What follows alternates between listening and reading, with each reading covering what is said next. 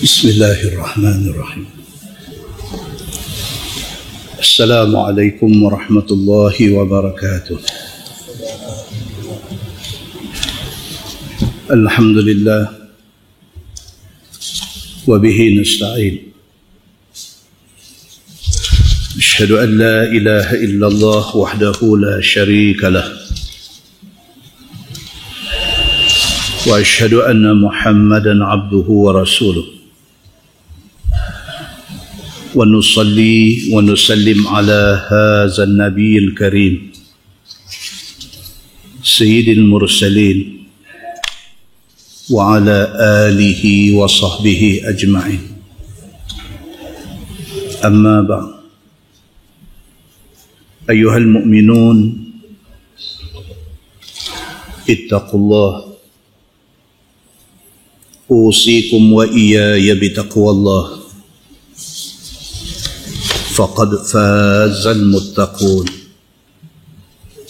Muslimin dan muslimat, mudah-mudahan dirahmati Allah Subhanahu wa taala. Di dalam sebuah hadis an Anas bin Malik radhiyallahu anhu qala sami'tu min Rasulillah sallallahu alaihi wasallam hadithan لا يحدثكم به غيري. قال رسول الله صلى الله عليه وسلم من أشراط الساعة أن يظهر الجهل ويقل العلم ويظهر الزنا وتشرب الخمر ويقل الرجال ويكثر النساء حتى يكون ل50 امرأة قيمهن رجل واحد أو كما قال. Hadis sahih riwayat Al-Bukhari. Daripada Anas bin Malik radhiyallahu anhu, kata dia ada mendengar daripada Nabi sallallahu alaihi wasallam satu hadis. La yuhaddithukum bihi ghairi. Yang kata Anas bin Malik, Nabi sallallahu alaihi wasallam tidak habaq hadis itu pada lain orang. Dia kata Nabi habaq ke dia saja hadis ni. Sabda Nabi sallallahu alaihi wasallam min asyratis saah, di antara syarat-syarat kiamat, di antara tanda-tanda nak jadi kiamat, yang pertama ayazharal jahlu. Everywhere orang jahil. Di mana-mana kita boleh jumpa orang jahil. Di tempat kerja kita ramai orang tak erti agama. Even dalam rumah kita ada yang tak erti agama. Di mana-mana sahaja senang kita jumpa orang yang jahil, tak erti agama. Wa yaqillal ilmu. Ilmu makin kurang. Tuan-tuan muslimin dan muslimat yang dirahmati Allah sekalian, yang masa terdekat ni dia musim orang alim meninggal. Ni. Dalam masa terdekat ni orang yang dikenali sebagai orang yang berilmu, orang alim, ulama meninggal lepas seorang-seorang, lepas seorang-seorang, lepas seorang-seorang. Dan kehilangan orang agama ini ada ganti, tapi tidak seumpama dengan yang dah meninggal.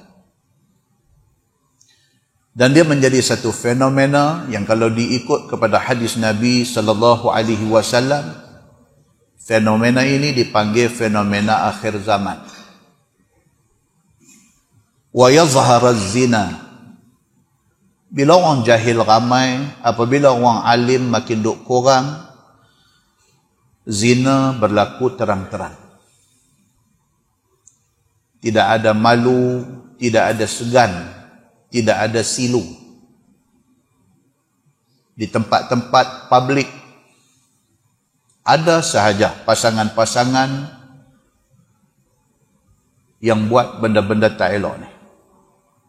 Wa tashrabal khamr. Dan tanda akhir zaman juga ialah arak menjadi minuman kebanggaan. Buat annual dinner, kalau corporate body, company besar buat corporate dinner. Kita ada bulan Oktober. Kita dah melepasi setengah daripada Oktober, dia nak mai kat kita ni November, Disember. Ini musim dia. Ini musim syarikat-syarikat korporat akan buat dinner. Dalam dinner ini arak dihidangkan. Wa yaqillar rijal wa yakthuran nisa. Nabi kata di antara tanda akhir zaman juga orang lelaki kurang, orang perempuan ramai. Hatta yakuna li 50 imra'atan qayyimuhunna rajulun wahid. Nabi kata keadaan ini dia akan sampai ke tahap nisbah dia satu laki-laki 50 perempuan.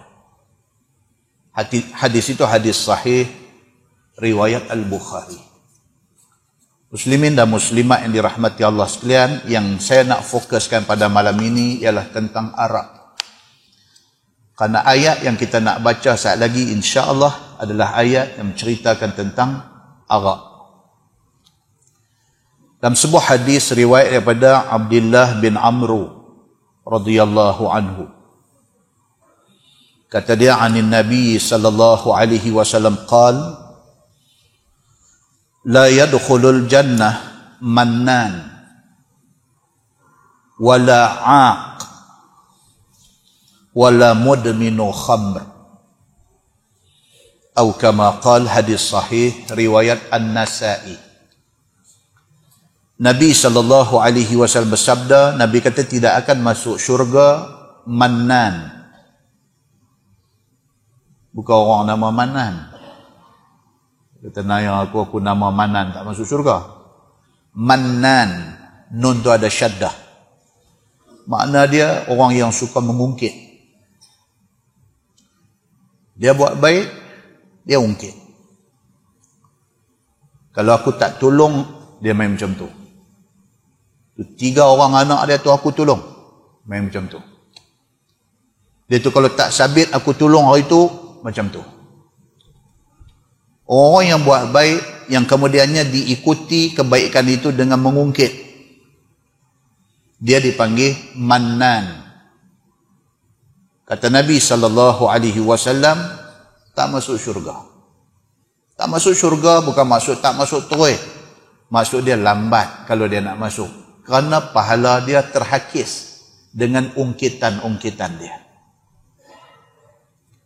Yang kedua, wala'aq. Tidak akan masuk syurga orang yang derhaka mak ayah. Tak masuk syurga maknanya bukan tak masuk terus, lambat dia masuk syurga. Kerana dosa dia dengan mak, dengan ayah, dia nak kena settle banyak. Wala mudminu khamr. Tidak masuk syurga orang yang sampai hari mati dia mengekalkan tabiat minum arak dan tidak ada ingat nak bertaubat. Muslimin dan muslimat yang dirahmati Allah sekalian.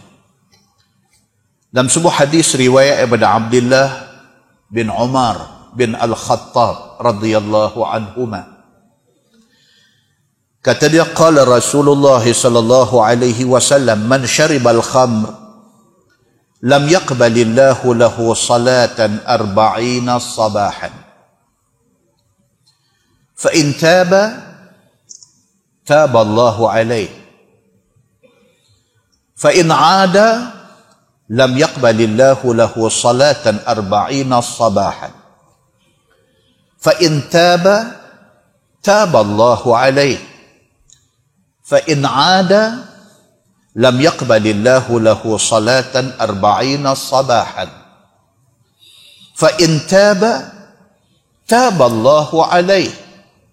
Fa in 'ada ar-rabi'ah lam yaqbalillahu lahu salatan 40 sabahan. Fa in taba lam yatubillahu alaih. Wa saqahu min nahril khabal. Qila ya Aba Abdurrahman wa ma nahrul khabal? Qal nahrun min sadidi ahli an-nar. Atau kama qal, hadis sahih riwayat At-Tirmizi. Daripada Abdullah bin Umar bin Al-Khattab radhiyallahu anhuma, kata dia, Nabi SAW bersabda, Nabi kata, siapa minum arak, Allah tak terima semayang dia 40 hari. Setitik arak dia minum 40 hari, Allah tak terima semayang dia. Fa in taba taballahu alaih. Nabi kata, tapi kalau selepas dia minum, dia bertaubat, Allah terima taubat dia. Tuan-tuan, muslimin dan muslimat yang dirahmati Allah sekalian, tu yang kata Allah Subhanahu wa ta'ala. Dia habaq benda ni boleh, benda ni tak boleh, dia habaq benda ni halal, dia habaq benda ni haram. Ada orang pergi buat benda yang Tuhan kata tak boleh, ada orang pergi buat benda yang Tuhan kata haram. Orang yang pergi buat benda yang Tuhan kata tak boleh, benda yang Tuhan kata haram, Allah marah dia, Allah anggap dia berdosa. Tapi saat lagi dia bertaubat, Tuhan terima. Nah, Islam, agama kita ni adalah agama yang duk buka pintu. Allah Subhanahu wa ta'ala sentiasa buka pintu. Allah sentiasa welcome kita. Allah duk panggil kita. Allah suruh kita bertaubat dan menyesal atas silap kita. Nabi SAW kata, fa in 'ada lam yaqbalillahu lahu salatan 40 sabahan. Lepas dia minum, dia menyesal, dia bertaubat, Tuhan terima taubat dia. Dia minum pula. Fa in taba taballahu alaih. Dia minum kali kedua, lepas itu menyesal, bertaubat, Tuhan terima taubat dia. Nabi kata, fa in 'ada lam yaqbalillahu lahu salatan 40 sabahan. Kalau dia repeat lagi untuk kali ketiga, dia minum arak, dia menyesal, dia bertaubat, Nabi kata Tuhan terima taubat dia. Dia minum lagi, lepas dia bertaubat, lepas itu dia bertaubat pula, Tuhan terima taubat dia. Nabi kata, lepas itu dia minum lagi untuk kali ketiga, lepas itu dia bertaubat.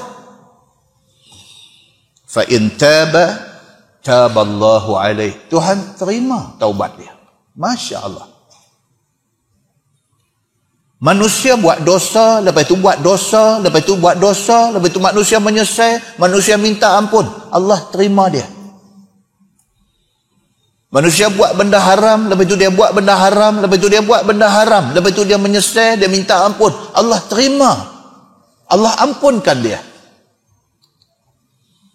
3 kali dia bertaubat, 3 kali dia kata dia menyesal, 3 kali dia minta ampun kepada Allah, 3 kali Allah terima taubat dia. Tapi kata Nabi SAW, fa in 'ada ar-rabi'ah. Tapi kalau sampai 4 kali dia buat, dia minum, dia bertaubat, Tuhan terima. Dia minum, dia bertaubat, Tuhan terima. Dia minum arak, dia bertaubat, Tuhan terima.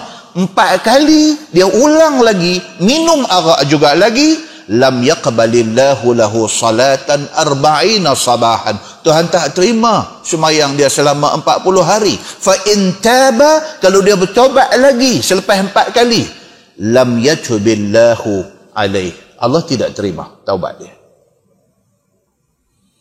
Kerana orang ini dianggap sebagai istihza. Istihza maknanya dia nak main-main dengan Tuhan. Ini bukan cerita orang buat silap. Ini bukan cerita orang yang tak sengaja. Tapi ini orang dia saja nak buat main dengan Tuhan.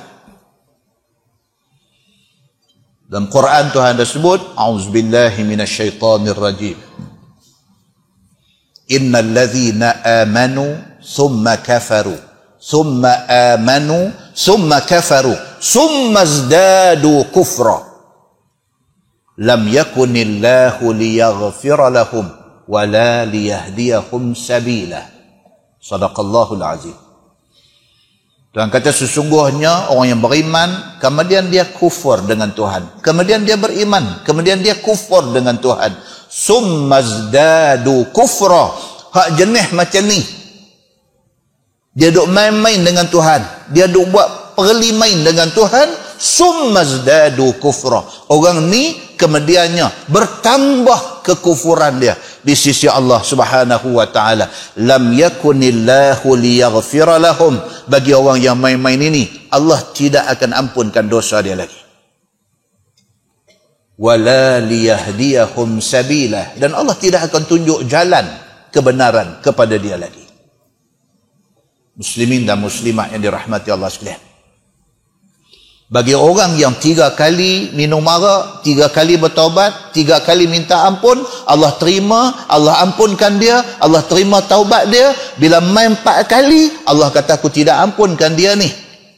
Wasaqahu min nahril khabal. Nabi kata bahkan orang yang main-main dengan Tuhan ini, Allah Subhanahu wa taala akan bagi dia minum air daripada sungai Al-Khabal. Nama sungai itu Nahril Khabal, sungai Al-Khabal. Qila ya Aba Abdirrahman, ma Nahrul Khabal. Bila Nabi sebut kata orang hak buat main-main dengan Tuhan ni, Tuhan akan bagi dia minum air sungai Al-Khabal. Sahabat tanya Nabi, ya Rasulullah, sungai Al-Khabal itu apa benda? Kata dia, nahrun min sadidi ahlin nar. Yang kata sungai Al-Khabal itu ialah di neraka esok. Dia ada satu sungai, yang sungai itu mengalir di dalamnya sadid ahlin nar, nanah penduduk neraka. Ahli neraka bernanah, nanah tu jadi sungai. Nanah itu diberi minum kepada orang yang main-main dengan Allah Subhanahu wa taala. Muslimin dan muslimat yang dirahmati Allah sekalian, hadis itu hadis sahih riwayat At-Tirmizi. Dalam sebuah hadis riwayat daripada Abi Musa radhiyallahu anhu, kata dia, anna Nabi sallallahu alaihi wasallam qala, salasah la yadkhuluna al-jannah mudminu khamrin wa qati'u rahimin wa musaddiqun bis-sihr wa man mata mudminan lil khamri saqahu Allahu azza wa jal min nahril ghutah. Qila wa ma nahrul ghutah ya Rasulullah? Qala Rasulullah sallallahu alaihi wasallam, nahrun yajri min furujil mumisat yu'dhi ahlan nar rihu furujihim, atau kama qal. Hadis riwayat Imam Ahmad dengan isnad yang sahih daripada Abi Musa radhiyallahu anhu. Kata dia, Nabi sallallahu alaihi wasallam bersabda, sabda Nabi salasah, Nabi kata ada 3 golongan manusia, la yadkhulunal jannah, tidak masuk syurga. Yang pertama, mudminu khamr, orang yang sampai hari mati minum arak. Mudmin ni maksud dia kekal, tak ada ingat, tak ada terlintas dalam hati nak berhenti, nak bertaubat, nak menyesal, tak ada. Sampai hari mati tangan duk pegang botol. Tuan-tuan, lah ni zaman orang panggil IG, Instagram. Oh, dahsyat tuan-tuan. Instagram ni, dia sudah menjadi satu platform untuk orang-orang yang derhaka Allah mempamerkan derhaka dia. Instagram ni sudah menjadi satu medium, sudah menjadi satu tempat untuk orang-orang yang derhaka Allah, dia nak show off derhaka dia. Oh, tuan-tuan.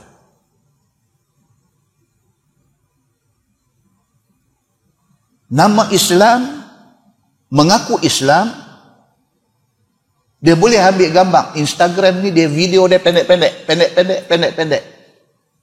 Dia boleh ambil gambar, dia duduk di rumah percutian dia, di pinggir Perancis misalnya, dia ada satu rumah, orang kaya, multimillionaire, dia ada satu rumah di pinggir kota Perancis misalnya, dia ada satu rumah percutian di pinggir London misalnya, dia pergi duduk sana, dia dengan isteri dia, belah anjing, pagi-pagi bangkit, berjalan-jalan di kawasan garden rumah dia, tangan pegang botol.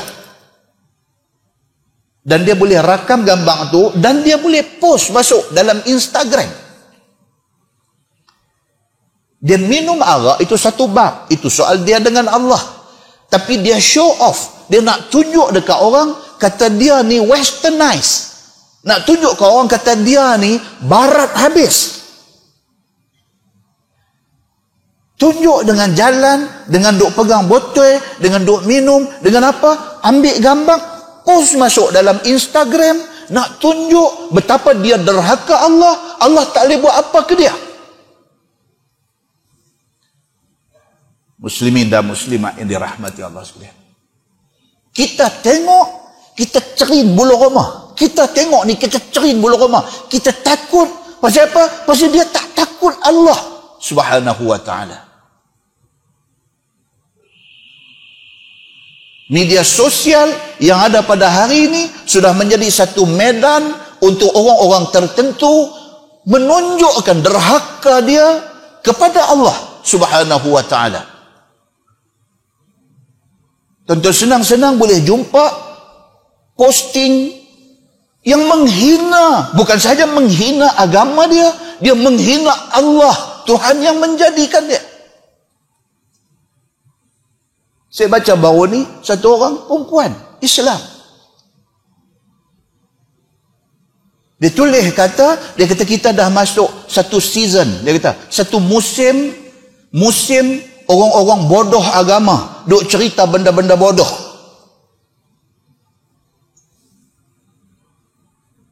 Dia refer cakap dia tu kepada peristiwa Isra dan Mi'raj. Dia kata dalam kalangan orang Islam hari ini yang bodoh dia sampai ke tahap tu. Bodoh. Dia kata, pergi percaya cerita kata Nabi Muhammad ni naik ke langit, pergi jumpa Tuhan palsu. Dia tulis. Kemudian pergi jadi pula satu cerita bodoh. Orang ni pergi jumpa Tuhan, Tuhan suruh semayang 50 waktu. Nabi Muhammad boleh duk negotiate pula daripada 50 waktu sampai jadi 5 waktu. Dia kata apa punya bodoh punya cerita. Dia tak percaya tu satu bab. Dia publish kepada publik ketidakpercayaan dia tu untuk semua orang baca.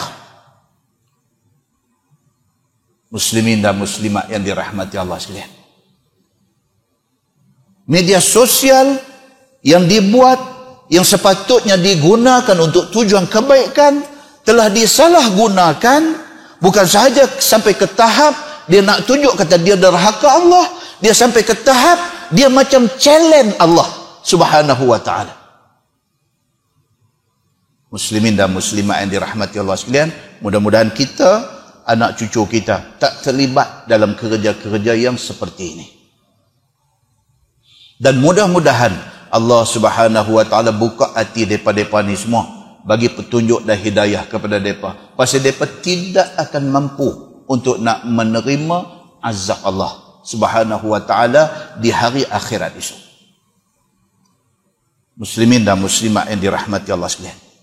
Nabi SAW kata ada 3 golongan manusia tak masuk syurga. Yang pertama, mudminu khamr. Orang yang sampai hari mati dia mengekalkan tabiat minum arak dia. Wa musaddiqun bis-sihr. Golongan kedua tidak masuk syurga adalah golongan yang membenarkan, yang mempercayai sihir. Dia percaya kata sihir ini berkuasa macam mana Allah berkuasa. Dia tak tahu kata sihir ini jadi tak jadi bergantung kepada izin Allah Subhanahu wa ta'ala. Dia tak percaya yang tu. Dia kira kalau buat sihir tentu jadi.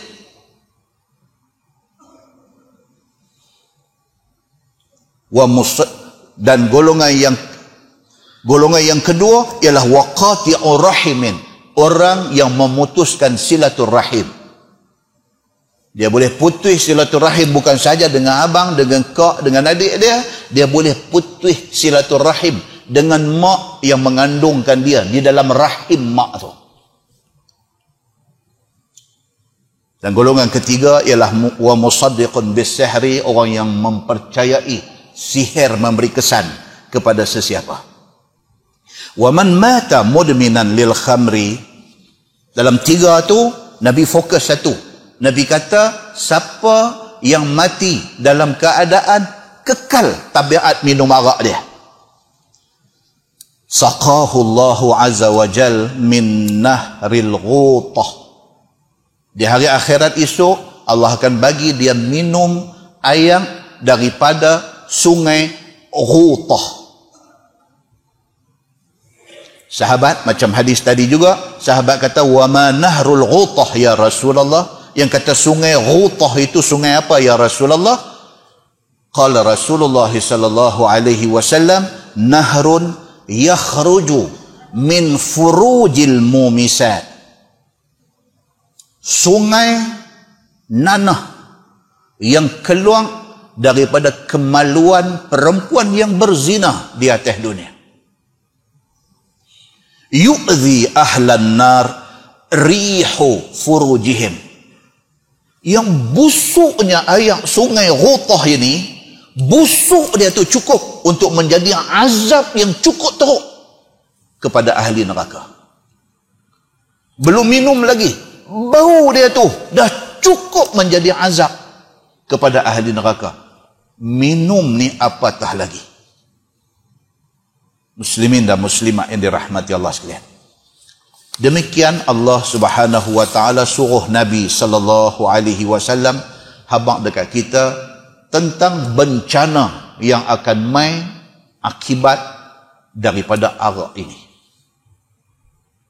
Dan dalam sebuah hadis riwayat daripada Ibni Umar radhiyallahu anhuma, kata dia, qala Rasulullah sallallahu alaihi wasallam la'anallahu al-khamr wa syaribaha wa saqiyaha wa ba'i'aha wa mubta'aha wa 'asiraha wa mu'tasiraha wa hamilaha wal mahmulata ilaih, atau kama qala, hadis sahih riwayat Abu Daud. Nabi sallallahu alaihi wasallam bersabda, Nabi kata Allah Subhanahu wa ta'ala melaknat semua orang yang involve, yang terlibat dengan cerita arak ni. La'anallahu al-khamra, yang pertama arak tu sendiri Allah laknat minuman itu. Ada orang hari ni pergi buat tanya soalan bodoh. Dia kata kalau betul kata arak tu Tuhan tak bagi minum, haram, pasal apa Tuhan biar bagi arak tu ada? Dia tanya soalan bodoh. Macam ada orang tanya, dia kata dia ni bukan orang Islam lah, bersembang dengan saya. Dia kata ini tara gunam yang menatang ni. Dia tak marah kat siapa pula. Ini cicat. Dia kata cicat apa? Cicak, dia sebut cicat. Ini cicat, tak ada gunanya. Ini dia kata, you kasih tahu sama saya, ini cicat, apa dia punya guna? Ini cicat, apa dia punya guna? Langsung tak ada guna punya. Ini Tuhan betul-betul tak ada guna pergi buat ini dia.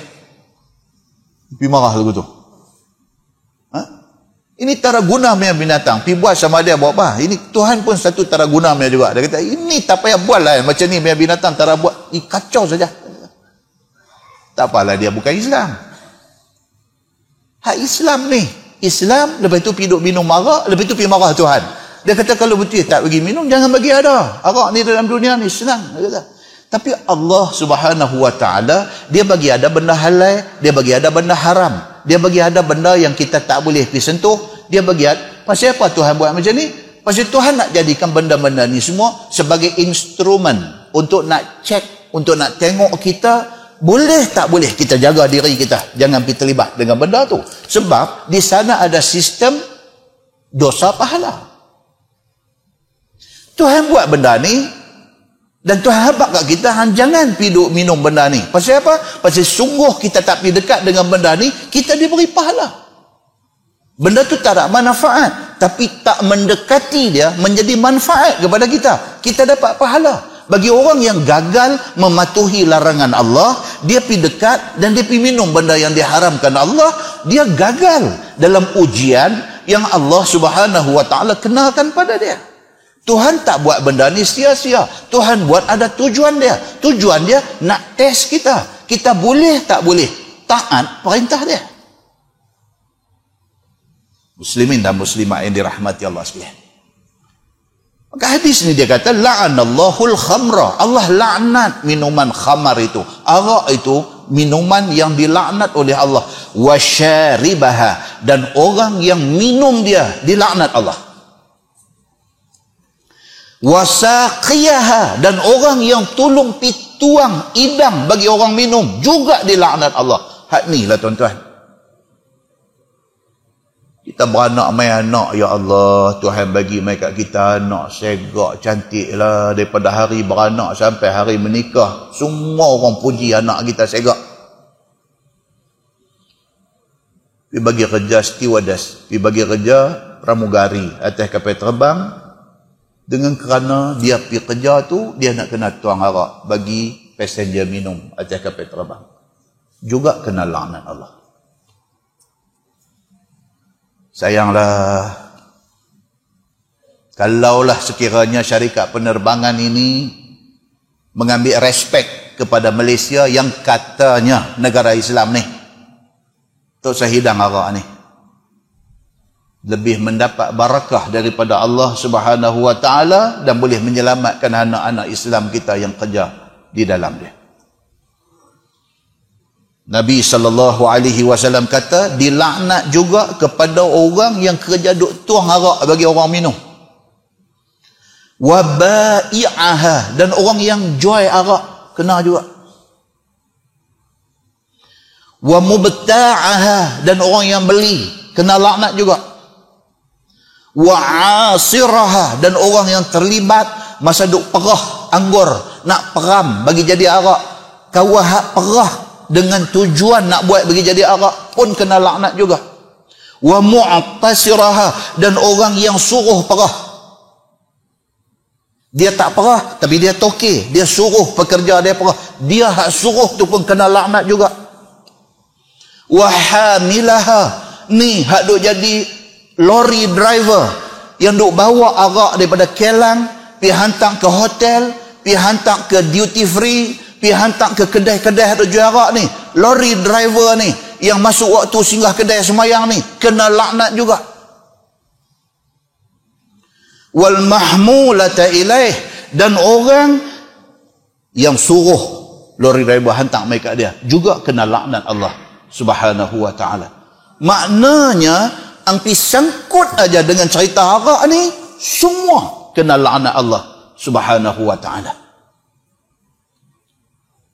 Muslimin dan muslimat yang dirahmati Allah sekalian.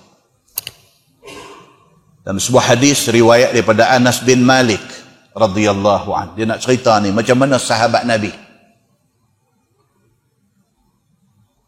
Kata dia, kuntu saqil qaum, yauma hurrimat al-khamru fi baiti Abi Talha wa ma syarabuhum illa al-fadih al-busru wat-tamru fa idza munadin yunadi faqala ukhruj fanzur fakharajtu fa idza munadin yunadi ala innal khamra qad hurrimat qala fajarat في سكك المدينة فقال لي أبو طلحة اخرج فاهرقها فحرقتها فقالوا أو قال بعضهم قتل فلان وهي في بطونهم فأنزل الله عز وجل ليس على الذين آمنوا وعملوا الصالحات جناح فيما طعموا إذا ما اتقوا وآمنوا وعملوا الصالحات صدق الله العظيم أو كما قال hadis sahih riwayat Imam Muslim daripada Anas bin Malik radhiyallahu anhu. Kata Anas, satu hari aku tengah duk tuang arak kepada orang yang mai rumah bapa tiri aku. Ini cerita belum turun ayat haram arak. Sekejap lagi kita nanti tengok cerita dia main macam mana, ayat apa main sekejap lagi. Anas bin Malik, dia khadam Nabi. Dia kata satu hari dia duduk di rumah dia. Rumah pak tiri dia, rumah Abu Talha. Abu Talha ni pak tiri kepada Anas. Anas bin Malik. Pak dia betul Malik. Ni pak tiri dia Abu Talha. Lepas bapa dia meninggal, mak dia kahwin dengan Abu Talha. Maka Abu Talha ni pak tiri dia. Anas ni budak-budak. Dia kata satu hari aku duduk di rumah bapa tiri aku, Abu Talha, aku duduk tuang arak kepada orang yang mai di rumah ni. Wa ma syarabuhum illa al-fadih al-busru wat-tamru. Dia kata kebiasaan dalam masyarakat mereka, masyarakat Arab sebelum turun ayat haram arak ni, mereka duk minum satu minuman yang dipanggil al-fadih.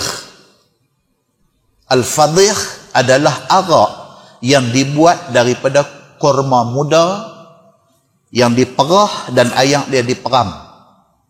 Dan juga kurma biasa yang kita duk makan tu, tamar tu, diperah dan ayak dia diperam. Peram sampai jadi mabuk. Kalau arak dibuat daripada kurma, tak kira kurma muda, tak kira kurma tamar ni, tak kira, dia panggil al-fadih. Minuman tu dipanggil al-fadih. Aku duk tuang al-fadih kepada tetamu yang mai rumah Abu Talha, rumah pak tiri aku. Tengah semua duk angkat koleh, duk kena. Fa'idha munadin yunadi. Tiba-tiba di luar tu dengar bunyi suara orang duk cakap deras. Munadin maksudnya suara penyeru. Yunadi duk menyeru sesuatu. Duk dalam rumah ni duk dengar. Faqala Abu Talha, pak tiri dia, kata dekat dia, ukhruj fanzur. Pak tiri dia kata dekat dia, Anas, ang keluar saya pergi tengok tu apa cerita riuh rendah di luar tu. Pak tiri dia Abu Talha kata kat dia, Anas, keluar Ustaz, ukhruj fanzur, keluar pergi tengok Ustaz apa benda riuh rendah di luar. Fa kharajtu, dia kata dia pun keluar daripada pintu rumah pergi tengok. Fa idza munadin yunadi, keluar tengok ada seorang duk khayau, duk bercakap deras. Kata orang tu, ala innal khamra qad hurrimat. Dia duduk berjalan di setiap lorong rumah dalam Madinah, dia duduk bagi tahu benda ni. Dia kata, ala, ketahuilah, innal khamra qad hurrimat. Ketahuilah, khamar ataupun arak telah diharamkan oleh Allah. Maknanya sebelum tu tak haram lagi. Ni masa duk minum, duk angkat koleh minum ni, arak belum diharamkan lagi. Hari tu arak turun ayat mengharamkan arak. Masa tu Anas kata dia tengah duk tuang arak bagi tetamu yang mai rumah dia duk minum. Bunyi riuh rendah di luar ni, Pak tiri dia kata kat dia, hampir tengok Ustaz, apa cerita riuh-riuh? Dia keluar, tengok ada satu orang duk riau. Alah, ketahuilah, innal khamra qad hurrimat. Sesungguhnya arak telah diharamkan oleh Allah pada hari ini. Qala, kata dia, fajarat fi sakakil Madinah. Dia kata dia ni pergi sampai di setiap lorong dalam Madinah ni, dia pergi bagi tahu kat semua orang, sehingga kan hampir satu Madinah sudah tahu berita tentang arak sudah diharamkan. Zaman lah senanglah WhatsApp WhatsApp Quran turun ni tak boleh lah. Lepas pergi satu grup 200 orang, 200 tu pula lepas 200 within second, tuan-tuan, dalam berapa second aja, bukan satu Malaysia, satu dunia tahu. Dulu kena pergi duk riah abang macam tu. Faqala li Abu Talhah, Abu Talhah pak tiri dia ni, bila Anas masuk mai habang dekat dia, dia kata, bapa, ada satu orang mai habang kata arak ni hak tengah duk kena kolej ni, arak sudah diharamkan. Masuk mai habang dekat pak tiri dia. Dia mungkin baru kena satu kolej kot, tak apa nak ni lagi. Dia boleh dengar dan boleh reti lagi ke apa kan? Kata Abu Talhah kepada Anas ni, ukhruj fahriqha. Kalau macam tu Anas, hang keluar be, tengok tempayan-tempayan arak stok kita ni, hang terjang buang bagi terbalik.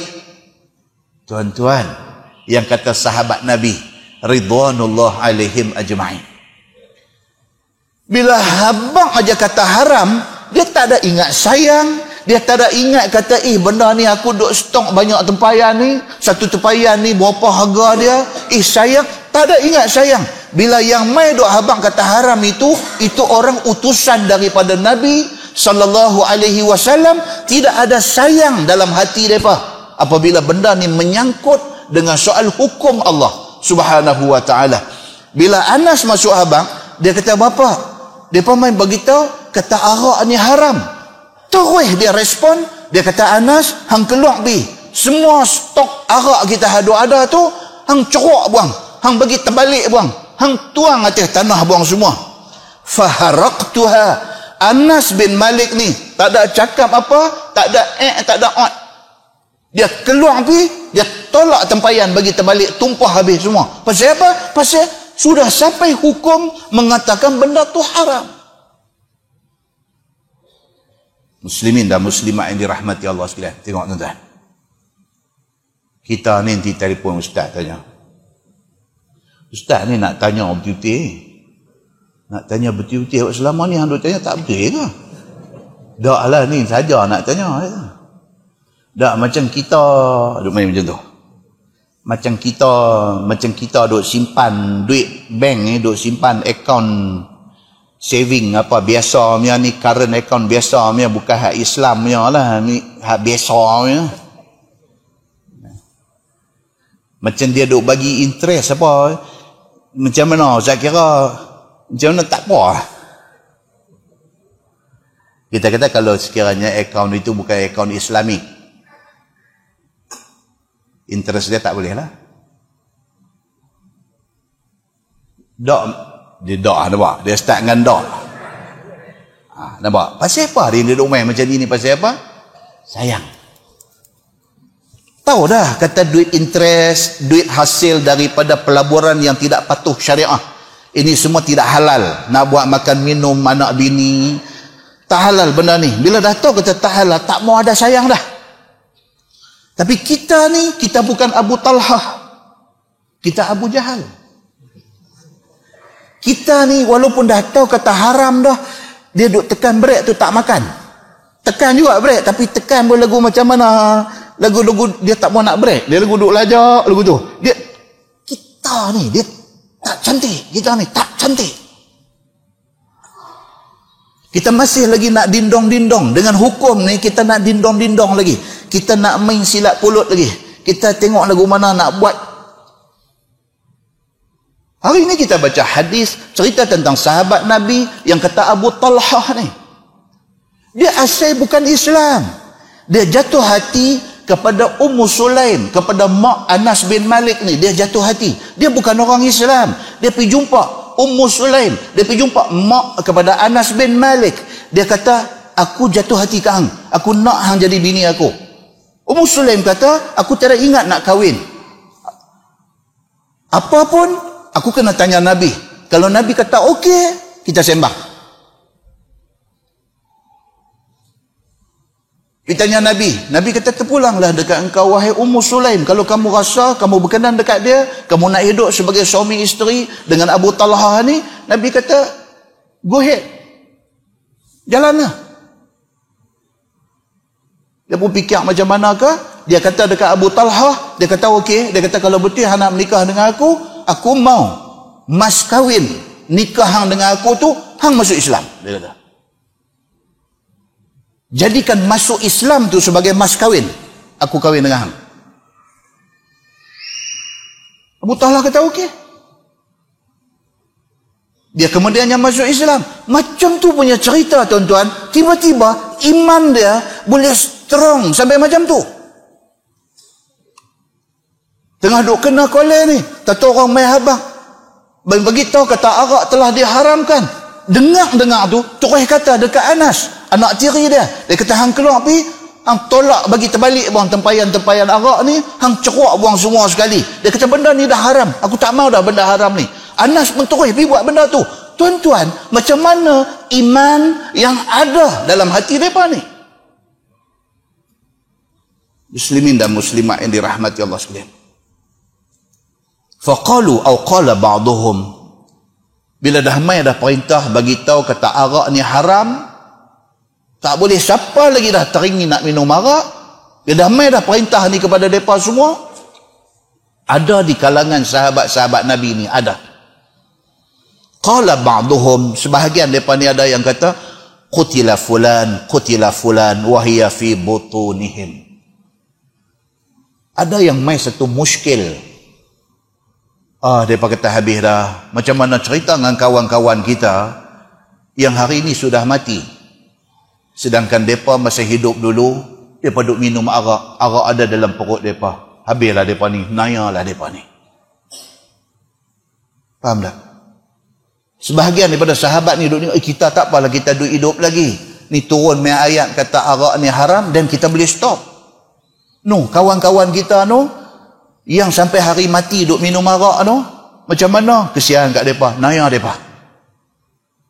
Otak ingat macam tu. Fa anzalallahu azza wa jal, Allah Subhanahu wa taala buat turun ayat daripada surah Al-Maidah ayat 93. Hak sat lagi kita nak baca insya-Allah.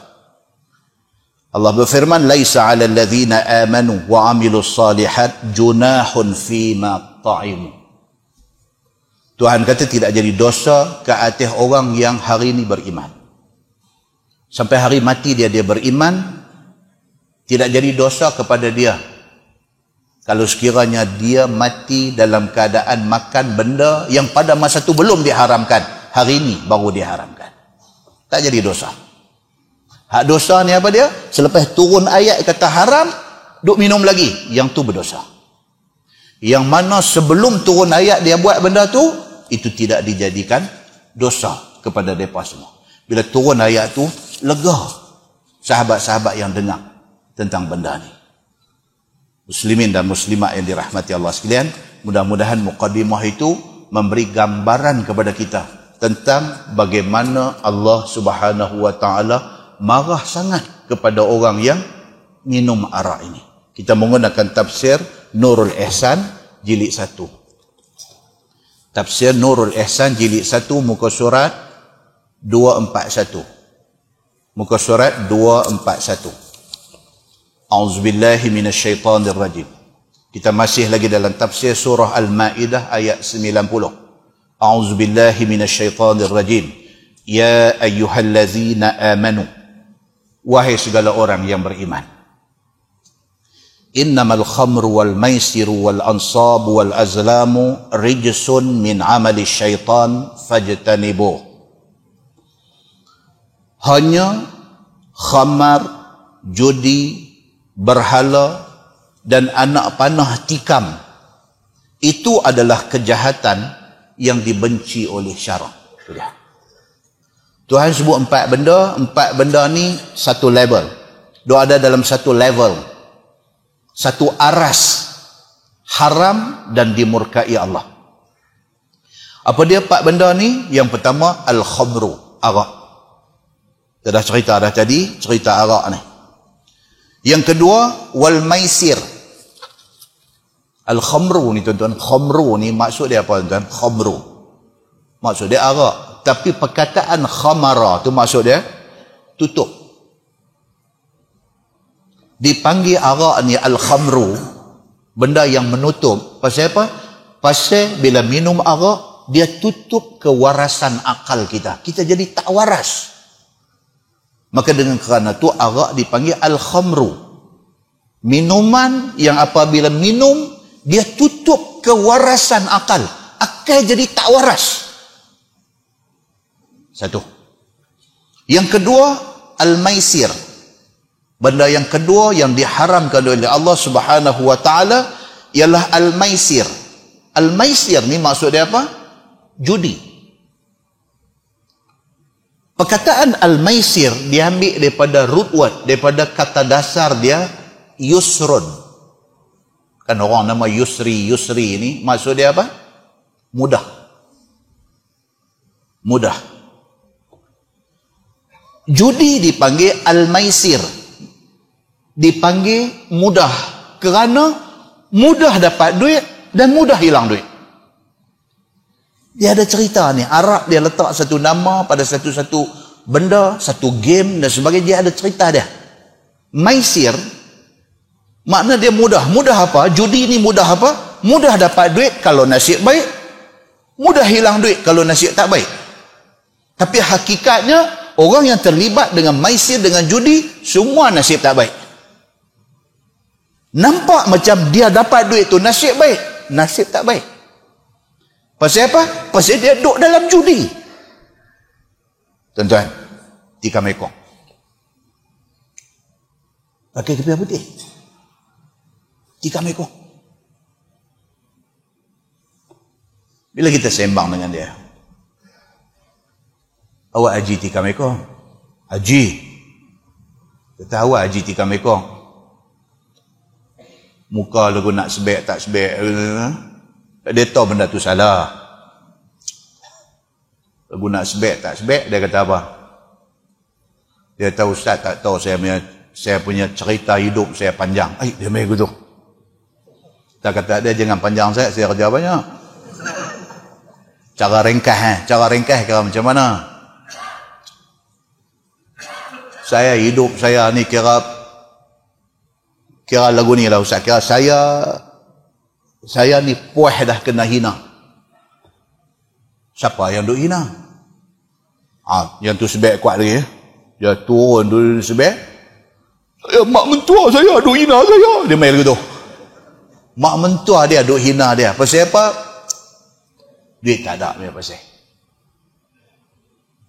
Duit tak ada punya pasal. Saya malu dia kata dengan bereh-bereh saya semua bila raya depa balik mai depa orang ada duit ustaz, saya orang susah. Saya tahu saya nak boleh pergi haji hari tu.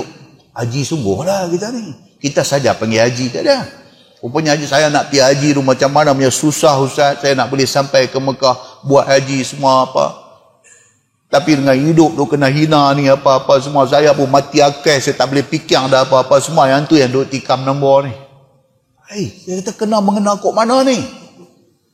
Ke mana nak tahu Tuhan kesian kat saya, dia bagi kena 1 juta ke apa ke? Ini yang orang Pulau Pinang kata kerosot ni, kerosot. Ini yang kerosot ni. Kalau orang seberang dia kata rosot. Rosot dia dengar tak apa sedar. Ni Penang dia sebut ni kerosot. Dia kata, ni kerosot. Haji ni haji kerosot. Dia kata. Dia duduk dalam masalah, dia kena hina dengan mentua dia, dengan apa-apa, pergi menikah pula, bini pula kerja-kerjaan, gaji bulan-bulan duk ada, dengan dia ni tak ada satu kerja tetap, dulu duk try buat menyaga, apakah satu masa dulu pukul naik, lah ni pukul bukan pukul turun, pukul terbenam tu tak ada apa, jadi duk harap belah ihsan gaji bini lah duk. Jadi mak mentua ni pula laser. Hang tak malu kah duk main macam tu? Hang tak malu kah duk makan duit titik peluh bini hang? Mak mentua kata lagu tu. Yang tu yang duk nampak kedai nombor ni. Dia, Ustaz, dia kata, saya abang betul Ustaz, dia kata. Saya semayang hajat Ustaz, minta bagi kena. Allah, saya kata ini double crossed.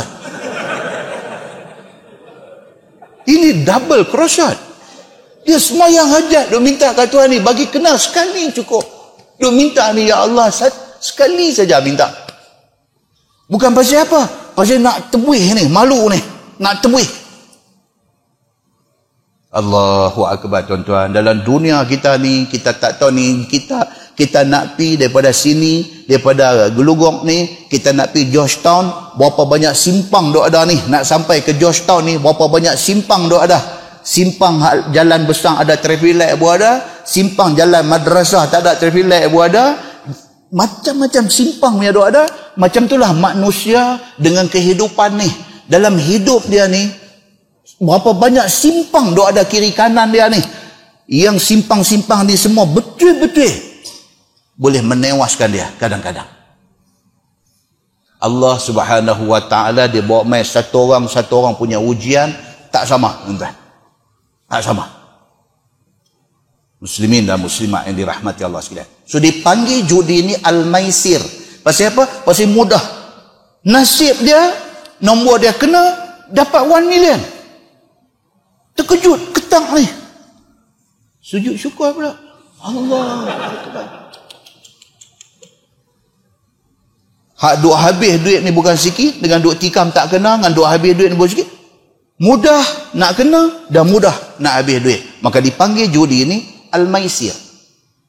Kalau tuan-tuan buka dalam tafsir Ibnu Katsir, ni ayat yang kita duk baca ni, dia bawa cerita kat kita Arab zaman jahiliah dulu. Depa unta tu pun jadi objek, jadi benda yang diperjudikan. Judi ni tuan-tuan, bila sebut judi ni jangan duk nampak kasino di Genting Highland tu saja. Judi boleh jadi sambil duk minum kopi.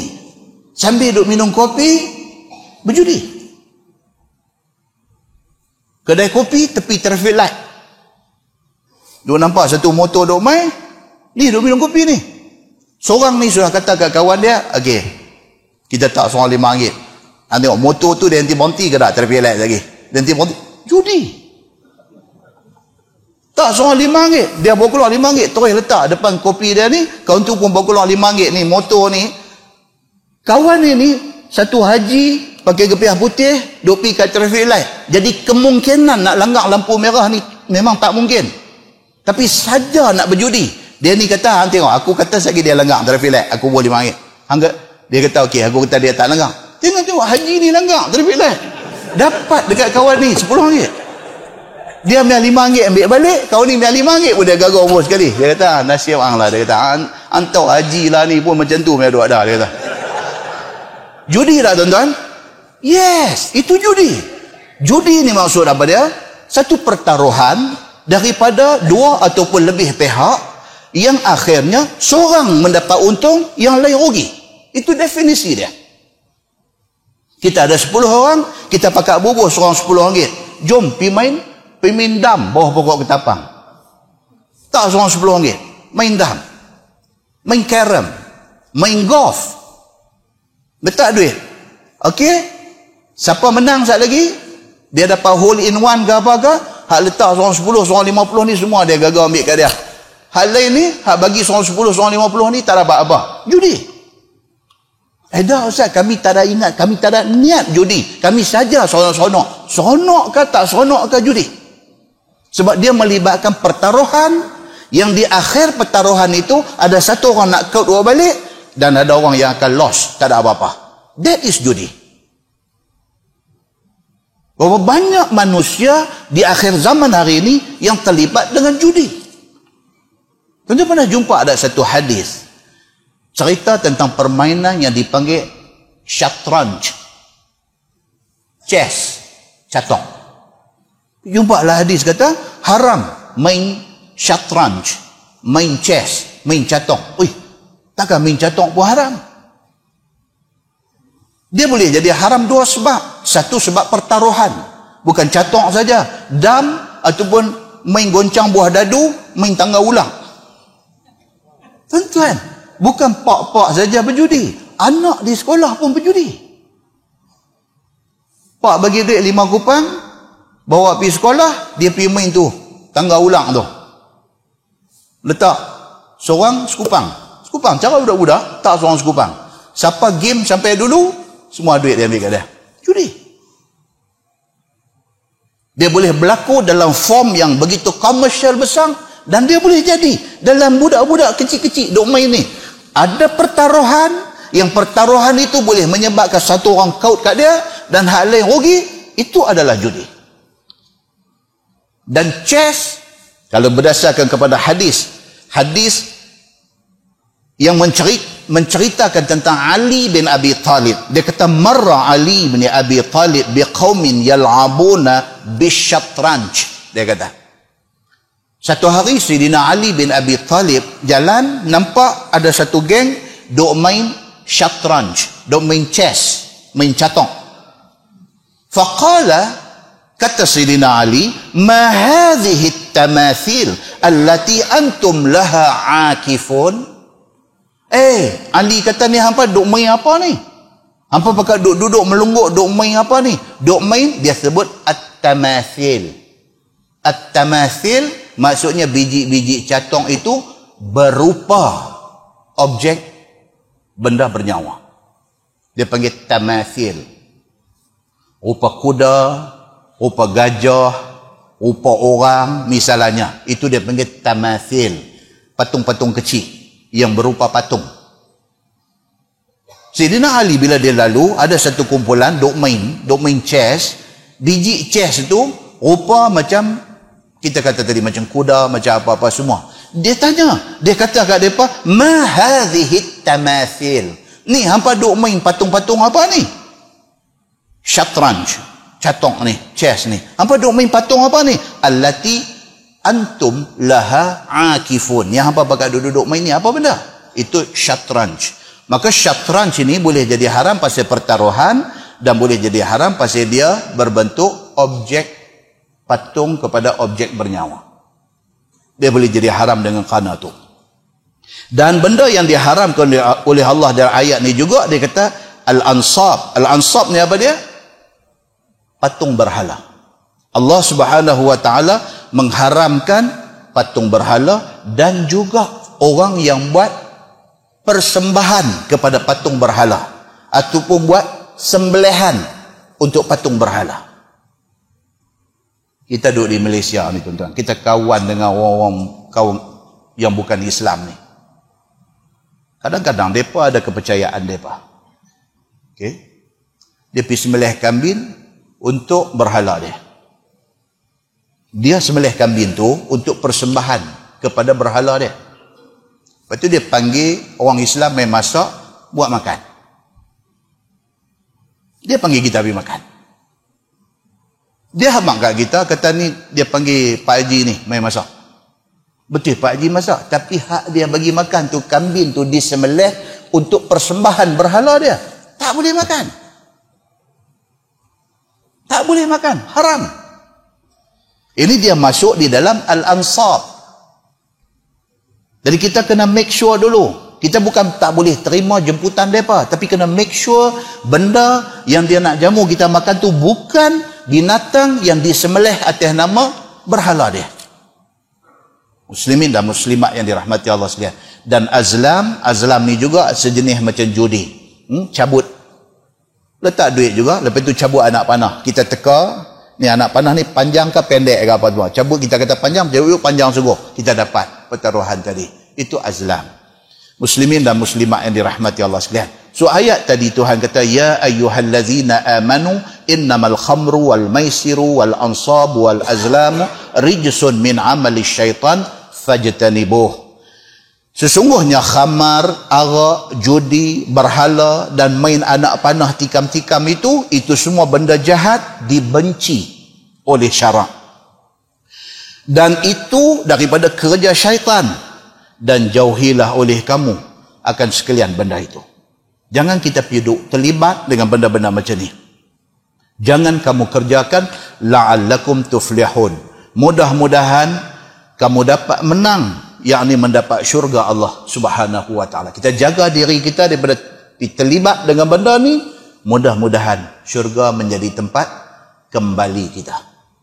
Kan kita selalu bila orang beritahu berita kematian, kan, teks mereka kita, dia abang kata ni untuk makluman sahabat-sahabat, ibu saya meninggal dunia pagi tadi. Contoh. Macam mana kita patut respon? Yang pertama kita kena respon, inna lillahi wa inna ilaihi raji'un. Itu sunnah. Itu respon dia. And then yang kedua, doa. Ikutlah nak kata Allahumma ghafir laha, mudah-mudahan Allah ampunkan dia. Ataupun setengah orang kata Allah yarhamuha, mudah-mudahan Allah kasihani dia.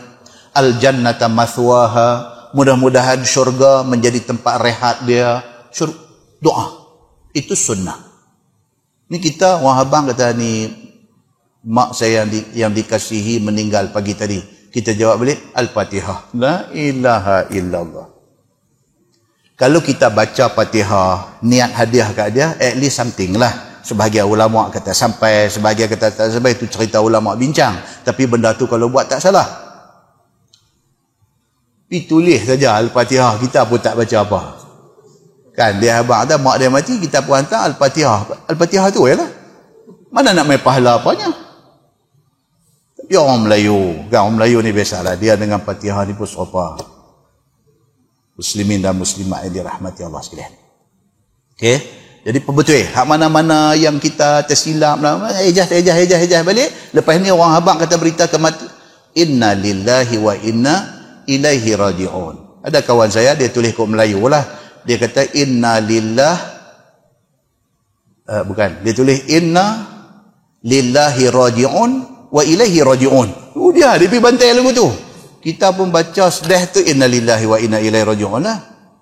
Tengok baca lagi sekali. Inna lillahi raji'un wa inna ilaihi raji'un. Kata ni kacau ni. Tersasul. Yang tu dia panggil tersasul. Okey? Tulis bagi betul. Nak cantiknya tulis siap-siap buh dalam note. Bila ada berita kematian, copy, paste. Tak silap lah. Sekali dia kita tag bagi betul, next dia tak akan silap lagi dah. Nah, muslimin dan muslimat yang dirahmati Allah sekalian. Kemudian firman Allah dia kata, innama yuridu syaitanu an yuqi'a bainakumul adawata wal baghdha'a fil khamri wal maisir wa yasuddakum an dzikrillahi wa anis salah. Hanya menghendaki syaitan bahawa menjatuhkan ia antara kamu itu di dalam berseteru dan bermarah-marah dengan sebab khamar dan judi itu. Benda hak jadi dosa ni yang duk umbuih telinga kita suruh pergi buat ni siapa? Syaitan. Benda tu dosa, kita tahu benda tu dosa. Tapi yang kita boleh pergi buat tu pasal apa? Pasal ni, hak duk main bisik di telinga ni, duk jolok kita, duk suruh kita pergi buat ni. Siapa dia? Syaitan. Pasal apa syaitan ni dia duk jolok kita suruh pergi buat benda-benda macam ni? Pasal apa? Ayat ni kata innama yuridu syaitan an yuqi'a bainakumul adawata wal baghdha fil khamri wal maisir. Pasal nama kata syaitan ini, dia memang nak suruh kita bergaduh. Dan arak dan judi ni adalah senjata yang paling berkesan untuk nak jadikan manusia ni bergaduh. Syaitan memang kerja dia nak suruh kita bergaduh. Yang duk jadi bergaduh sama-sama kita orang Islam ni pasal apa tuan-tuan? Pasal syaitan. Bukan pasal jawatan sangat pun. Bukan pasal jawatan sangat pun. Pasal syaitan. Syaitan dia tak senang duduk kalau kita tak bergaduh. Dia syok apabila tengok kita bergaduh. Itu sebab tuan-tuan, kita tengok dalam dunia ni, mana negara pun yang orang Islam duk ada ramai bergaduh. Dia kata habis pasal apa? Negeri orang putih apa semua, mereka korang bergaduh. Pasal mereka syaitan dah. Hak dia nak tarik bagi jadi bergaduh ni, hak Islam ni. Dia nak orang Islam ni pergi jadi syaitan. Supaya ahli kelab dia di neraka esok ramai. Alang-alang aku kena, dia kata jom ramai-ramai kita pakat kena. Maka kerja syaitan ni apa dia? Dia membisikkan ke telinga kita supaya kita bergaduh. Tuan-tuan tengoklah, mana dunia pun yang orang Islam majoriti bergaduh. Sedih, tuan-tuan. Kita duk bercakap soal takrib. Tuan-tuan pernah dengar orang duk sebut takrib? Daripada orang duk sebut karib. Dia ni kawan karib saya. Karib ni maksud apa? Dekat. Ni kawan karib saya ni daripada sekolah rendah. Kawan karib saya. Maksud kawan yang close dengan saya. Okey? Orang kata hari ini kena ada pihak ketiga yang usahakan supaya orang Islam yang bergaduh ini ditakribkan. Ditakribkan maksudnya apa? Dibagi jadi close, bagi jadi kawan. Mulalah pakat duk bercakap. Cerdik pandai yang duk jadi pensyarah di universiti-universiti, yang duk jadi pensyarah dalam fakulti pengajian Islam di universiti-universiti ini, duk buat paper, pergi duk present paper, pergi apa semua. Kira tujuan dia apa dia? Nak ajak supaya kita ni tak usah bergaduh, kita ni jadi kawan. Maka timbul isu nak takribkan di antara geng Sunni dengan geng Syiah. Orang Islam dalam dunia hari ini ada lebih kurang 1.6, 1.7, ada kata 1.8 bilion. Ramai orang Islam ni. 1.8 bilion itu belum tolak yang berpecah sunnah dengan Syiah lagi. Belum lagi. Masih dikira semua orang Islam lagi. Tapi kalau tolak, hak Syiah duk balik ni, Sunni duk balik ni, dia dah tak jadi dah. 1.8, 1.7 bilion. Tak jadi dah. Dah tinggal berapa, dah dia ni berapa, tak tahu. Dalam yang kata duk mengaku kata ahli sunnah, yang kata Sunni itu pula berpecah mazhab pula. Yang asal-asal mazhab ni bukan untuk berpecah. Ini cuma perbezaan ijtihad di kalangan ulama-ulama mazhab. Tetapi pengikut mazhab ni piduk cari pasal bagi jadi bergaduh. Zaman imam-imam dulu tak bergaduh. Imam paling senior, Imam Abu Hanifah, Imam Malik mengaji kat dia. Tak ada masalah apa. Tapi Imam Malik ada pendapat lain. Beberapa hal yang diputuskan oleh Imam Abu Hanifah, Imam Malik tak setuju. Dia bagi pendapat dia. Anak murid Imam Malik, Imam Syafi'i. Imam Syafi'i dengan Imam Malik tak ada masalah. Tak bergaduh. Dia respect pendapat Imam Malik. Cuma dia ada berbeza pendapat. Beberapa hal dengan Imam Malik. Imam Ahmad bin Hanbal anak murid kepada Imam Syafi'i. Imam Ahmad bin Hanbal dengan Imam Syafi'i tak ada masalah. Imam Syafi'i pernah kata, kalau hampa nak cari satu orang manusia pada zaman ini, Imam Syafi'i kata, kalau hampa nak cari satu manusia pada zaman ini yang sangat alim tentang hadis, hampa carilah Ahmad bin Hanbal. Dia yang paling alim di dalam hadis. Tak ada masalah. Masalah ni siapa? Ni hak mengaku pengikut Imam Ahmad bin Hanbal, hak mengaku pengikut Imam Syafi'i, hak mengaku pengikut Imam Hanafi. Hak ni duk cari pasal sama-sama di bawah ni. Pasal apa jadi macam tu? Pasal apa jadi sampai macam tu? Tak bolehkah kita berlapang dada? Kita faham kata benda ni, Imam Syafi'i kata macam ni, Imam Hanbali kata macam ni, Imam Hanafi kata macam ni. Dia ni ikutnya ni. Masya Allah, jalan. Jangan kata dia salah. Dan kita yang pegang dengan keputusan yang dibuat oleh imam ni, jangan kita kata dia salah. Jangan. Tuan-tuan, sudah bergaduh ni. Benda ni tuan-tuan bukan isu Malaysia. Isu dunia Islam, satu dunia. Ya Allah, kita dah lemah. Kita cari lagi punca nak menjadikan kita lagi lemah. Muslimin dan muslimat yang dirahmati Allah sekalian. Siapa punya kerja benda ni? Ni dia beritahu, innama yuridu syaitan an yuqi'a bainakumul adawata wal baghdha. Yang nak hampa jadi bermusuh, jadi berbenci-benci, jadi bergaduh ini ialah syaitan. Siapa kata? Allah Subhanahu wa ta'ala yang kata benda ni.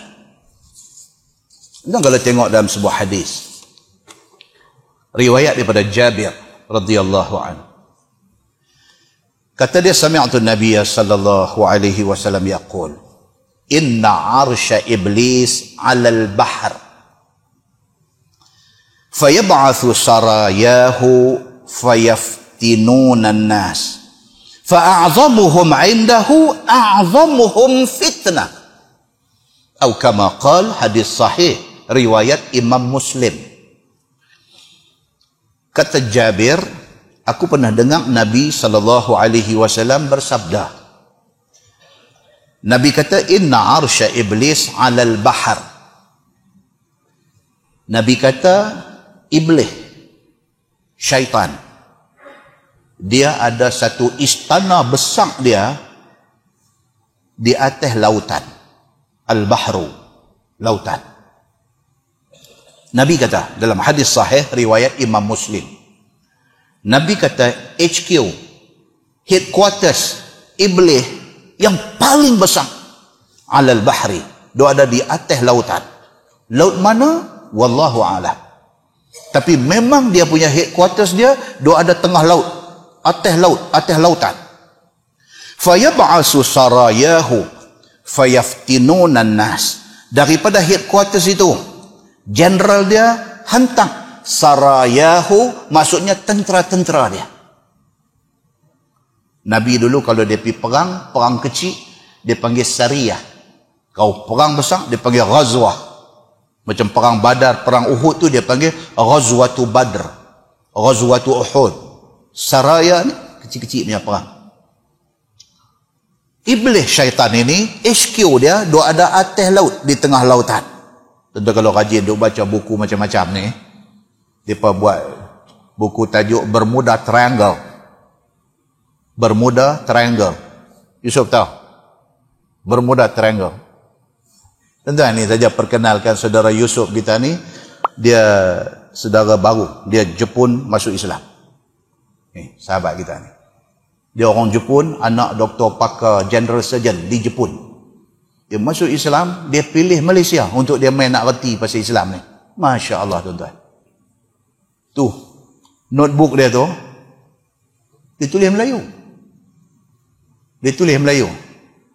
Yang pasti dia tulis tadi, apa tadi? Saya sebut tadi? Crossword. Nanti saya lagi mau duk cek, tengok mesti ada crossword.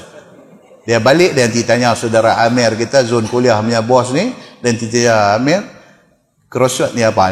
Jenuh Amir nak terangkan dia. Muslimin dan muslimat yang dirahmati Allah sekalian. Ni dia duduk suspend ni, ustaz cakap apa pasal aku ni. Tuan-tuan tengok, kita beranak-beranak main Islam, bayah azan di telinga, apa semua, tak apa nak kalut. Dia daripada Jepun tuan-tuan, duduk di tengah-tengah masyarakat non-Muslim di sana. Bukan anak orang calon-calon bapa, doktor pakar bedah. Tapi dia masyarakat Jepun ni dia very open minded. Okay, open minded dia anggap. Yang dia, saya tanya dia dalam kuliah di Masjid Fahim baru ni, boleh faham ke kuliah ni? Dia kata kuliah saya dia boleh faham banyak. Saya kata pasal apa? Pasal duduk masuk orang putih. Dia kata jadi bila dia dapat orang putih 2-3 patah tu, dia agak ini general idea ni cakap pasal apa. Dia kata, tuan-tuan gigih tuan-tuan, Masya Allah gigih dia. Mudah-mudahan Allah bagi jalan yang luas untuk dia insyaAllah. Itu dia. Balik kepada cerita tadi. Nabi kata HQ ataupun headquarters iblis syaitan ni dia ada di tengah laut. Daripada sana general ni siapa tuan-tuan? General ni tak bersara-sara lagi daripada dulu ni. Tak bersara-sara lagi. Kalau atas dunia ni dia general dalam bracket B, itu bersara dah. Yang ni general ni tak bersara lagi. Siapa dia ni yang jadi general ni? No. Hak pi bisik dekat Nabi Adam dengan Hawa dulu ni. Suruh pi dekat pokok yang Tuhan kata jangan dekat. Wala taqraba hazihi syajarah. Jangan kamu berdua hampiri pokok ini. Dia pi bisik dekat Hawa, lalu akhirnya berlaku. Sehinggakan Adam dia Hawa bersebab musabak ke benda tu dia hantar mai ke dunia. Kawan hak berjaya bisik tu, general dia lah ni. General, dia duduk tunggu dekat HQ di tengah lautan. Daripada sana dia kata dia hantar mai sarayahu, tentera-tentera dia ke seluruh pelosok dunia. Mana tempat ada manusia, di situ ada dia. Bahkan dia mai ni, tentera-tentera dia mai ni, sampai Nabi SAW kata, syaitan iblis ni dia berjalan di jalan darah manusia dalam badan kita ni. Majrad dam, Nabi kata, di mana badan kita sampai darah, di situ sampai dia. Dia tak lepas seorang pun atas dunia ni, melainkan dia ada dalam darah kita. Dia ada dengan kita. Dia bisik di telinga kita. Kerana itu kerja dia. Nabi SAW kata apa? Dia hantar ni tentera-tentera dia, fayaftinunan nas. Maka mereka ni kerja mereka buat fitnah, buat onah kepada manusia hadu-ada ni. A'zamuhum fitnah, fa'a'zamuhum indah a'zamuhum fitnah. Hak mendapat tempat kanan, tempat mulia di sebelah jeneral besar yang ada di HQ tu adalah mana-mana tentera dia yang berjaya buat fitnah paling besar di atas dunia. Lagi besar fitnah yang dia buat, lagi tinggi kedudukan dia di sisi jeneral dia yang duduk di tengah lautan. Hadis itu hadis sahih, riwayat Muslim. Yang kedua, dia kata an Jabir, qala Rasulullah sallallahu alaihi wasallam, inna iblis yada'u arsyahu 'alal ma' thumma yab'asu sarayahu fa adnahum minhu manzilah a'zamuhum fitnah yaji'u ahaduhum fayaqul fa'altu kadha wa kadha fayaqul ma sana'ta syai'an. Qala an-nabi sallallahu alaihi wasallam wa yaji'u ahaduhum fayaqul ma taraktuhu hatta farraqtu bainahu wa baina ahli. Qala an-nabi sallallahu alaihi wasallam fayudnihi minhu aw yaqul ni'ma anta aw kama qala. Hadis sahih riwayat Muslim. Hadis yang kedua dia kata apa? Macam tadi juga. Nabi kata iblis headquarters dia ada di atas air di tengah laut. Daripada sana dia hantar tentera-tentera dia mai ke seluruh pelosok dunia untuk nak buat fitnah kepada manusia Islam yang ada atas muka bumi ni. Dan orang yang paling dekat dan paling kanan pada jeneral di sana adalah orang yang paling kuat buat kacau di kalangan orang Islam. Dia naik grade daripada grade 41 pi 44, 44 pi 48, 48 pi 52, 52 pi 54, 54 pi jusasi, jusasi pi jusabi, jusapi pi jusae, jusae naik terus. Tuan-tuan, ni dia hukum dari segi apa? Bukan time base. Bukan dia hukum dari segi time base. Bukan hang kerja apa tu naik grade apa tu. No. Prestasi diukur dari segi apa? Dari segi hang banyak buat pelingkup atas dunia, di dunia Islam ni, hang naik cepat. Siapa kata ni tuan-tuan? Nabi SAW kata. Okey. Sehinggalah kata Nabi SAW, yaji'u ahaduhum fayaqul fa'altu kadha wa kadha. Depa ni habis duty 24 hours balik PHQ. Buat report kepada jeneral. Fa'altu kadha wa kadha. Hari ni aku buat ni. Dia balik buku rekod dia. Dia beritahu dekat jeneral dia. Hari ni saya buat ini, saya buat ini, saya buat ini. Kadha wa kadha. Satu. Dia cerita dekat jeneral dia. Fayaqul, jawab jeneral dia ni, ma sana'ta syai'an. Jeneral kata lagu ni punya kerja tak ada guna, hang ni macam tak buat apa. Dia balik pergi abang ni, hari ni saya boleh buat syekh ni kira tak main masjid sembahyang. Hari ni saya boleh pergi pujuk dia tu saya duk main kuliah. Saya pergi abang kat dia, ni hang tahu tak ni lah ni musim fenomena ayang pasang besar. Anak pergi gila, anak pergi kuliah apa, sekali hang balik jalan tenggelam apa nak balik tak boleh. Aku pergi abang lagu tu. Dia ni kata okey kalau macam tu bulan depan lah pergi. Dia pergi balik beritahu report ni dekat jeneral. Jeneral kata apa? Ma sana'ta syai'an. Macam ni punya kerja tak ada guna punya orang hang ni. Yang tu kira koman. Takat pergi pujuk mereka jangan main mengaji, ini benda kecil. Jeneral dia kata. Qala, sabda Nabi SAW, wa yaji'u ahaduhum. Nabi kata mai satu orang tentera dia dekat jeneral ni. Fayaqul, dia kata, ma taraktuhu hatta farraqtu bainahu wa baina ahlih. Seorang ni mai kat jenerah abang, dia kata, saya bos, saya tak lepas dia ni. Saya pergi buat bagi rosak, saya tak lepas dia. Saya buat dia sampai bercerai laki bini.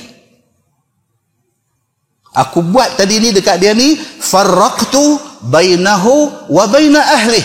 Saya buat dia, saya jolok dia, saya cucuk dia, saya bakang dia, saya betul-betul bagi dia panas sampai dia lafaz cerai kepada bini dia.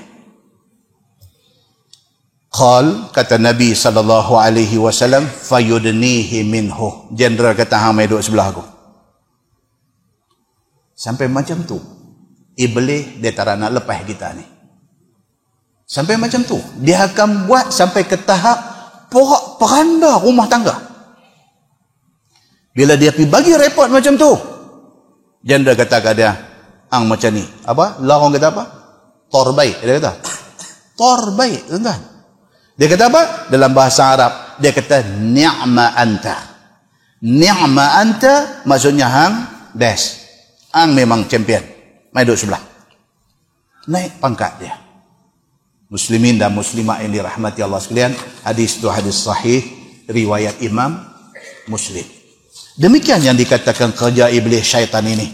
Dia memang nak supaya manusia ni jadi bergaduh, jadi bermarah-marah di antara sesama mereka. Apatah lagi fil khamri wal maisir, dengan sebab arak dan judi lagi senang kerja dia untuk nak jadikan orang-orang Islam ni bermusuh-musuh, berseteru-seteru dan bermarah-marah dengan sebab khamar, arak dan judi itu. Apabila kamu buat akan dia, yakni bila minum arak ataupun main judi, akan jadi hilang akal dan akan hilang kemanusiaan. Yang kemanusiaan itulah yang membezakan manusia dengan binatang. Dia kata, bila kena-kena habis, waras hilang. Bila hilang kewarasan, hilang kemanusiaan. Bila hilang kemanusiaan, yang tinggal hanyalah nafsu binatang. Begitu. Dan membinasakan harta dengan judi. Minum arak pun buang duit, judi pun buang duit, isap rokok pun buang duit, sama. Kita duduk dengar ni, arak, judi ni aku dah alhamdulillah, alhamdulillah apa? Rokok pun sama lah. Rokok, buang duit. Begitu. Yang jadi hina seseorang dengan tiadanya. Bila tidak ada kewarasan, jadi hina manusia ni. Dan menegah dia akan kamu daripada zikrullah dengan lidah dan dengan hati. Dan bila dia jadi hilang kewarasan, mana nak mai zikrullah. Tak ada zikrullah lagi dalam hidup dia. Dan merosakkan dia daripada sembahyang. Sambung hadis tu, sambung ayat tu, dia kata fahal antum muntahun, maka adakah kamu tinggal sekalian daripada mengerjakannya, yakni tinggalkanlah oleh kamu semua. Tu dia. Tuhan kata apa? Dah macam ni punya berat benda ni aku duk cerita, tolonglah Tuhan kata, tinggallah benda-benda ni. Arak jangan duk pergi dekat dah, judi jangan terlibat. Pasal apa? Benda ni semua nak bawa kemusnahan kepada manusia semua. Wa ati'ullah wa ati'ur rasul wahdharu, dan taatlah olehmu akan Allah, akan segala suruh dan tegah Allah, dan taatlah olehmu akan Rasul, yakni pada segala ajaran Rasul sallallahu alaihi wasallam, dan perbuatan dan juga segala kelakuan Nabi sallallahu alaihi wasallam dijadikan contoh. Ikutlah Nabi sallallahu alaihi wasallam dan pelihara olehmu daripada kerja maksiat. Fa in tawallaitum, Quran kata, dan jika kamu berpaling daripada taat Allah dan Rasul. Bila kita dah mai duk dengar dah Quran, hadis ni semua, duk suruh kita taat Allah, taat Nabi, tiba-tiba kita pilih untuk tak mau taat kepada Allah dan Nabi.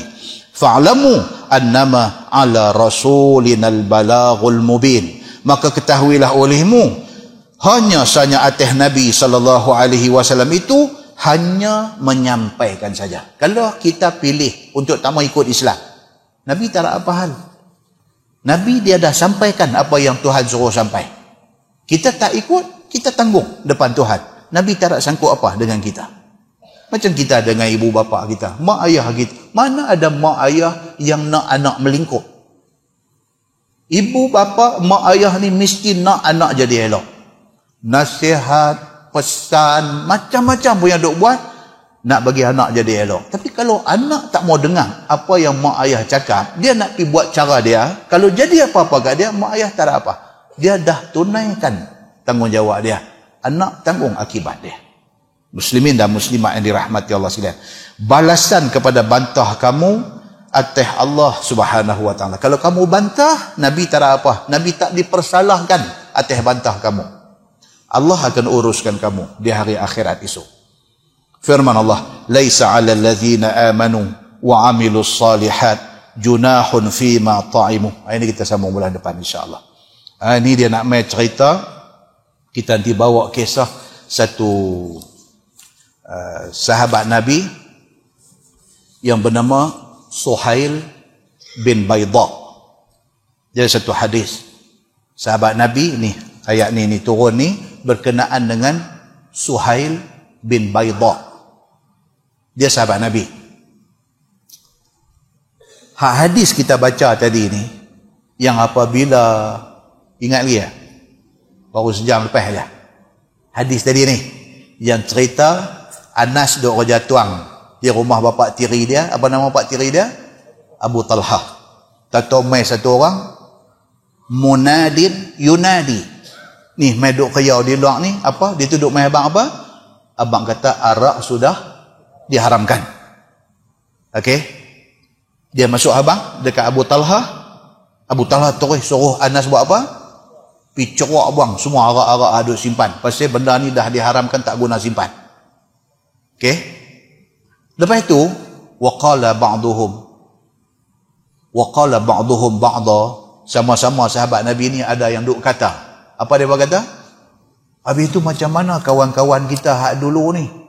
Hak duk minum arak, lepas tu dah mati dah. Nayalah mereka.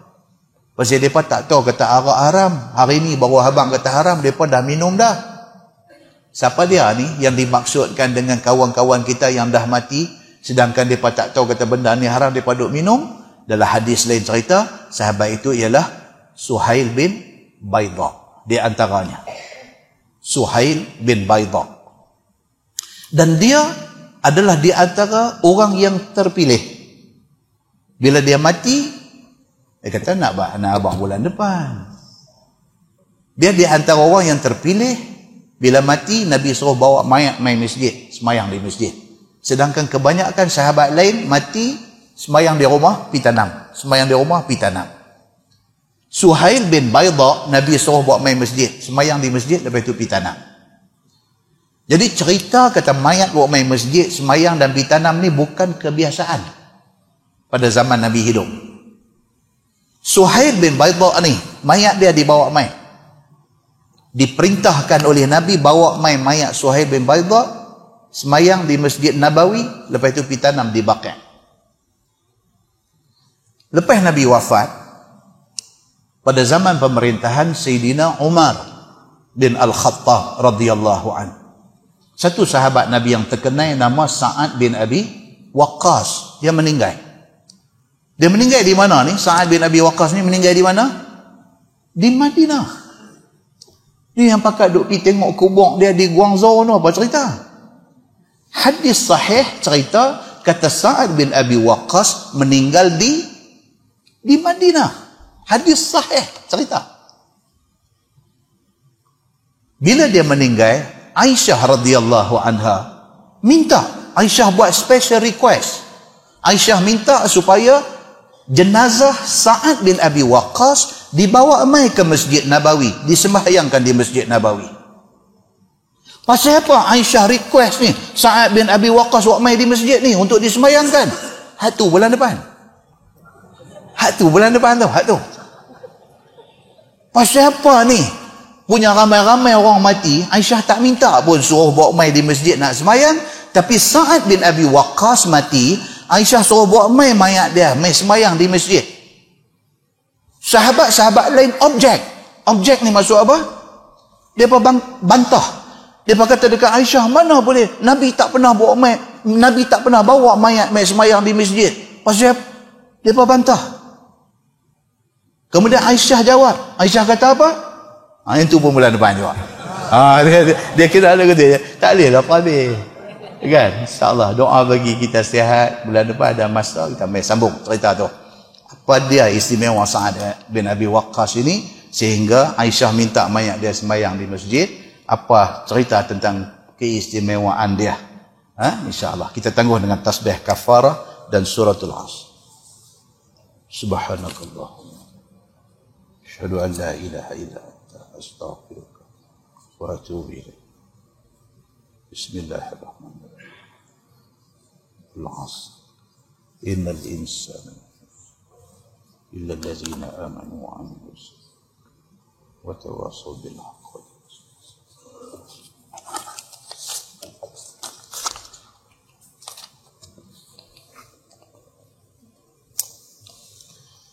اللهم صل على محمد في الأولين والآخرين وسلم رضي الله تبارك وتعالى عن ساداتنا أصحاب سيدنا رسول الله أجمعين. بسم الله الرحمن الرحيم. الحمد لله رب العالمين حمدا يوافي نعمه ويكافئ مزيده. يا ربنا لك الحمد كما ينبغي لجلال وجهك الكريم وعظيم سلطانك. رضينا بالله ربا وبالإسلام دينا وبمحمد نبيا ورسولا. اللهم افتح علينا فتوح العارفين وارزقنا فهم النبيين بجاه خاتم المرسلين. اللهم فقهنا في الدين وعلمنا التأويل واهدنا صراطك المستقيم. اللهم أرنا الحق حقا وارزقنا اتباعه وأرنا الباطل باطلا وارزقنا اجتنابه. اللهم اجعل جمعنا جمعا مرحوما وتفرقنا من بعده تفرقا معصوما. وصلى الله على محمد وعلى آله وصحبه وسلم والحمد لله رب العالمين. السلام عليكم.